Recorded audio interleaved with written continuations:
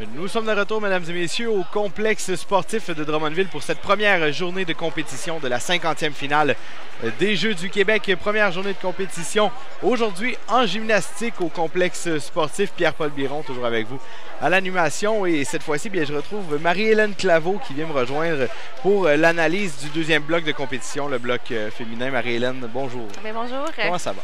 Ça va très bien. Marie-Hélène, toi aussi, ancienne gymnaste, un petit peu comme Fred un petit peu plus tôt. Tu as déjà participé aux Jeux du Québec. Oui. Ça remonte à 1997. Faut pas le dire, ça! OK, faut pas le dire, pardon. OK, on garde ça secret. Juste entre nous. Comment tu avais trouvé ton expérience? Qu'est-ce que ça apporte dans une carrière d'athlète amateur, les Jeux du Québec? Ah, j'ai vraiment des très bons souvenirs. En fait, c'était la première fois que je représentais pas mon club, mais une région qui avait l'aspect d'équipe. Et le multisport aussi, hein, pas que la gymnastique, mais le plongeon, le patin, le hockey. Donc, on va voir d'autres disciplines, on rencontre d'autres athlètes, on porte les couleurs de notre région, on est vraiment habillé. Puis, ça paraît bizarre, mais le fait de mettre des vêtements, ça donne un sentiment d'appartenance très fort qui n'existe pas dans les compétitions peut-être traditionnelles. Donc, je me rappelle juste avoir eu beaucoup de plaisir à ces Jeux du Québec-là. Et Fred me parlait un petit peu plus tôt, il y a beaucoup de liens qui se gardent après les compétitions entre les différents athlètes. Il me parlait que vous avez compétitionné ensemble, qu'il y a un lien qui reste après ça. Donc, pour les jeunes athlètes qui sont ici cette semaine du côté de Drummondville, c'est le début d'une très belle aventure. Et là, bien, on est présentement en échauffement au niveau des barres asymétriques en gymnastique féminine. J'aimerais ça que tu m'expliques, Marie-Hélène, qu'est-ce qui va être évalué par les juges lors des routines qu'on va voir dans quelques minutes? Mais en fait, ce qu'on veut, c'est une routine qui est fluide. Donc, on ne veut pas d'arrêt ou de bris de routine qu'on appelle. On veut des belles lignes, des balancés qui vont aller très haut. Donc, c'est ça, en fait, au bar, on veut vraiment des lignes épurées. Vous allez voir, là, on veut que les gymnastes aient les jambes tendues, les coudes tendus. Quand on est à l'équilibre, on va chercher la verticale. Quand on est en sortie, on va chercher de l'élévation, bien sûr. On espère toujours une réception pile ou stick dans le jargon du milieu. Et là, ben, j'ai posé la même question tout à l'heure à Pierre-Frédéric. Lorsque tu étais gymnaste, c'était quoi ton dada? C'était quoi ton élément favori? Ou celui où tu étais le plus à l'aise? En fait, moi, c'est comme Fred, c'était le sol. J'étais quelqu'un qui était très puissant. Donc, le tumbling, les acrobaties au sol et le fait de faire son musique chez les dames, là, je dois dire que j'aimais beaucoup. Je trouvais ça très... c'était comme le temps de performer. C'était un petit mini-spectacle. Et là, ben, tu es maintenant directrice générale adjointe au niveau de Gymnastique Québec. J'aimerais ça que tu me parles un petit peu de la fédération et du sport en tant que tel. Est-ce que la gymnastique, présentement au Québec, peut être considérée comme un sport ensemble? Ça va très bien au Québec. On a une hausse incroyable au niveau du nombre de membres de notre fédération. Donc, aussi, on performe bien sur les niveaux, bon, du sud provincial au Québec, on a beaucoup de bassins, mais je veux dire aussi au niveau de la scène canadienne et même à l'international. Donc, d'ailleurs, nos athlètes reviennent tout juste des Jeux du Canada. Et en fait, en gymnastique artistique, on a gagné 17 médailles, dont 7 d'or. Donc, les filles ont gagné l'or en équipe, les garçons l'argent.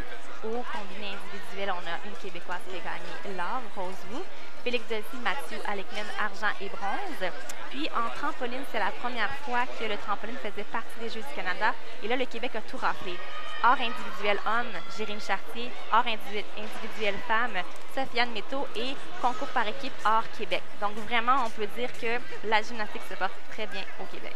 Et bien là, puis on parle au niveau canadien. Donc là, c'est la relève justement de ces compétitions canadiennes-là qu'on va voir évoluer ici aujourd'hui du côté de Drummondville. Donc, compétition préliminaire dans la catégorie représentativité. Donc, des athlètes qui sont âgés entre la moyenne de 10 et 15 ans. Et on va voir, on a vu plus tôt aujourd'hui la catégorie élite. Les rondes des médailles qui vont se dérouler demain. Nous serons en ondes demain, je le rappelle, à partir de 14 h et ça jusqu'à 17 h demain après-midi pour les rondes finales ici en gymnastique. Donc, du côté de représentativité, les athlètes qui se retrouvent par la suite à la classe excellence sont tous passés par représentativité. Non, pas nécessairement. Pas du tout. En fait, je dirais que ça joint des clientèles différentes. Au niveau représentativité qu'on voit maintenant, on parle de 10 à 17 ans. C'est souvent des gymnastes qui évoluent présentement sur la scène provinciale, donc dans le circuit provincial. Au niveau excellence, c'est des athlètes qui sont dans les catégories nationales. Donc, exemple, les jeunes qu'on a vus ce matin, c'est des jeunes qui déjà sont aux compétitions nationales, comme exemple Élite Canada. Puis, ça me rappelle, on vient de dire que c'est le tremplin pour aller plus loin. Si je vous ramène en 2013 chez les garçons excellence. Le jeune Félix Dessy avait remporté tous les honneurs. Et Félix, comme je viens de mentionner, a terminé 2e aux Jeux du Canada. Alors, on voit qu'il y a vraiment une progression. On va être prêt à commencer dans quelques minutes. Je crois que l'échauffement, c'est terminé. Donc, la première compétitrice, Pénélope Blais de l'Est du Québec, qui vient de s'exécuter. Et c'est présentement Noémie Guérin de l'Est du Québec aussi, qui est en attente et qui va débuter sa routine à l'instant même.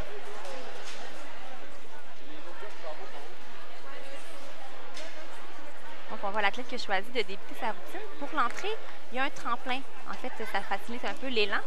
C'est permis, il n'y a pas de déduction, c'est au choix de l'athlète. Souvent, les athlètes un peu plus avancés vont préférer juste utiliser l'impulsion de leurs jambes. Quand peut-être la bascule est un peu plus difficile, ben, c'est une façon un peu de se donner un petit coup de pouce. Donc, Noémie Guérin qui vient de tout juste déterminer sa routine, une très belle fin, très bel atterrissage, quand même beaucoup de stabilité. En fait, je vois dans son langage non verbal une petite déception. On a vu ici, là, il y a eu un double balancé, la bascule était un peu difficile. Donc ici, on parle de l'arrêt. Je sais que c'est probablement ça qu'elle voulait éviter. Donc on ne veut pas de pause. Et la sortie de salto arrière tendue, mais une très belle réception, effectivement. Très belle réception avec un petit léger bond à l'arrière. Mais c'est pas évident d'arriver et de ne pas bouger. C'est ça qu'on espère. C'est ce qu'on vit, c'est ce que les juges recherchent. Mais il faut dire qu'il y a de la hauteur de l'élan. C'est pas toujours facile. C'est pas toujours facile d'atteindre cette perfection-là. Donc la prochaine compétitrice, Mireille Leclerc, toujours de l'Est du Québec. Est en attente. Je rappelle, on est présentement au bar asymétrique. En direct sur la web diffusion de la 50e finale des Jeux du Québec à Drummondville. Donc on voit aussi les athlètes, là, c'est toute une recette. Je parle en tant qu'ancienne athlète, là, les gants. Donc souvent les athlètes maintenant vont privilégier de porter des gants pour protéger leurs mains. Ça n'enlève pas la possibilité de faire des ampoules. Il y a quand même les fameuses ampoules qui font partie du sport. Mais bon, ça permet quand même d'en avoir un petit peu moins, d'avoir un peu moins de friction au niveau de la peau.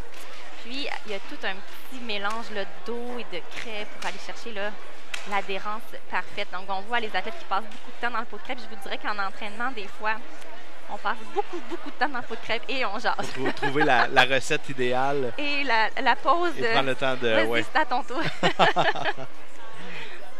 Donc, on voit là Mireille Leclerc qui s'installe et qui débute sa routine. Donc, la transition à la barre haute.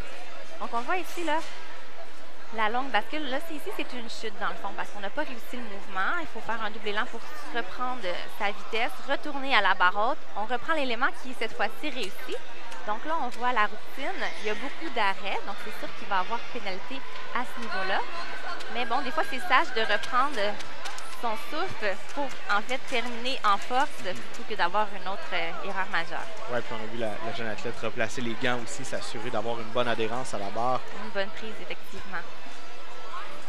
On va revoir la sortie ici. Donc ici, c'est une sortie très différente. On a vu, c'est un pied-main, alors que la gymnaste précédente avait privilégié en fait la sortie salto arrière tendu, qui est un mouvement plus difficile.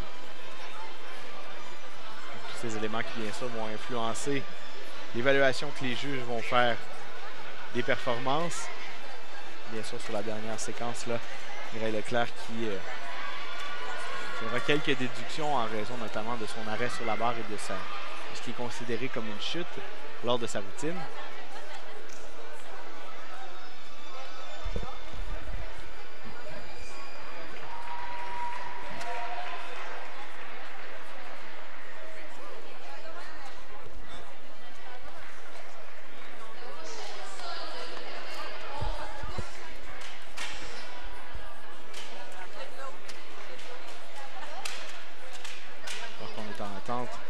La prochaine gymnaste, Joanie Turcotte, de l'Est du Québec.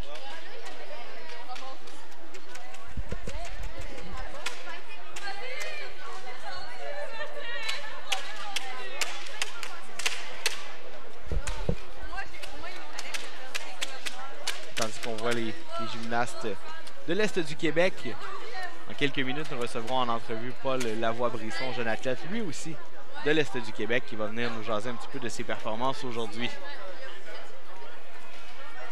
Les jeunes qui sont arrivés hier seulement, qui ont vécu la cérémonie d'ouverture. Hop!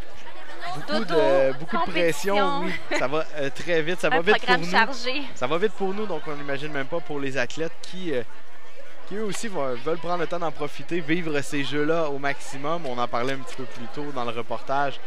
Bon, la vie en communauté, au dortoir le soir, ça ne doit pas toujours être facile non plus. Donc, j'imagine qu'il y a beaucoup de plaisir. Je pense qu'il y a du plaisir dans l'échange. Ouais, non, j'ai aucun doute. J'ai aucun doute là-dessus.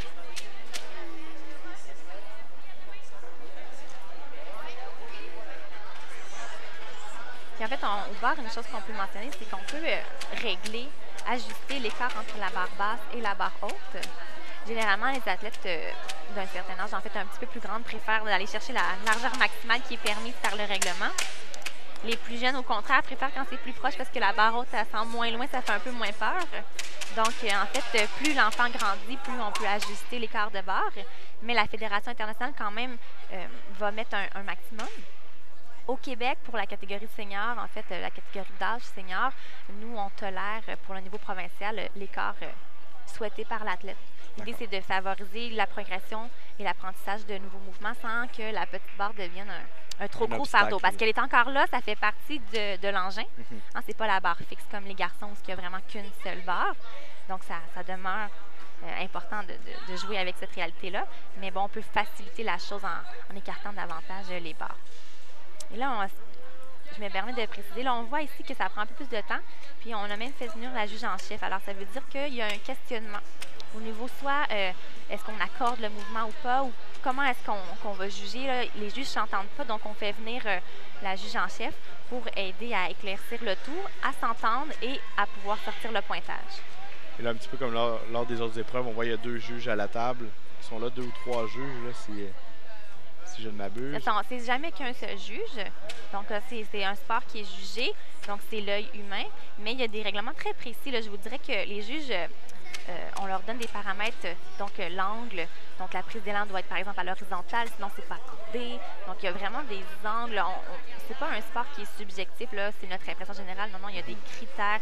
Est-ce que la jambe est tendue, est fléchie de combien de degrés? Ça va venir influencer le nombre de dixièmes qu'on retire. Il y a vraiment une grille très précise. Là. Et les juges ont aussi des examens à passer. Donc, doivent se recertifier à chaque année, doivent faire un certain nombre d'heures pour justement que l'œil s'adapte, s'habitue, pour éventuellement devenir, dans le fond, juger très rapidement. Puis aussi, éventuellement, aussi, les juges sont souvent très près l'un de l'autre sur la note qui sort parce que les règlements sont tellement précis. Ça évite justement la grande place à la subjectivité. Alors, on est toujours en attente pour la routine de Joanie Turcotte. Les juges qui n'ont toujours pas réussi à s'entendre. On voit que la juge en chef a maintenant quitté la table. Oui, en fait, on m'indique que c'était la sortie qui posait problème parce que au Jeux du Québec, on parle de catégorie représentativité, excellence, mais ce n'est pas des catégories qui existent là, en fait, dans notre circuit traditionnel. Donc, on juge selon la catégorie provinciale 5, mais on a des athlètes qui ne sont pas dans cette catégorie-là dans la vraie vie, si je peux dire ainsi, qui vont quand même se classer et participer pour représenter leur province. Donc, là, la sortie pied-main n'existe pas en provincial 5. Donc là, les juges se questionnent à savoir quoi faire. Donc, dans ce temps-là, c'est pour ça qu'ils sont juges, on les laisse décider. Et nous, on peut prendre plaisir à admirer le travail des athlètes.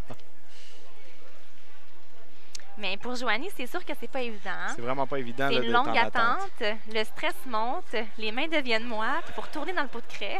On commence à trop réfléchir aussi un petit peu. Mais on entraîne nos athlètes pour qu'ils soient capables de, justement, oui, que ce soit peu de temps de préparation ou un long temps de préparation, il faut qu'elles soient capables de performer.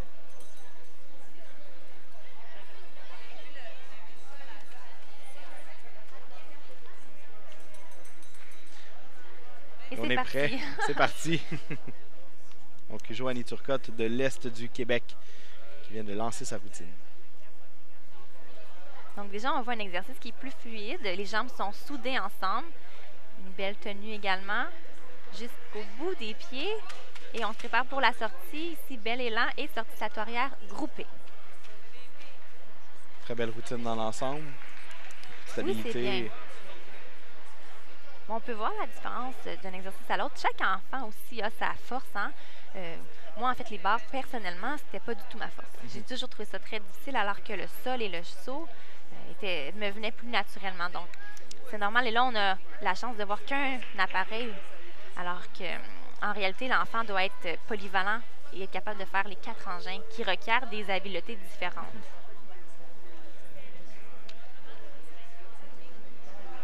Pendant que les juges évaluent la performance de Joanie Turcotte, la prochaine athlète sera Gabrielle Pellerin.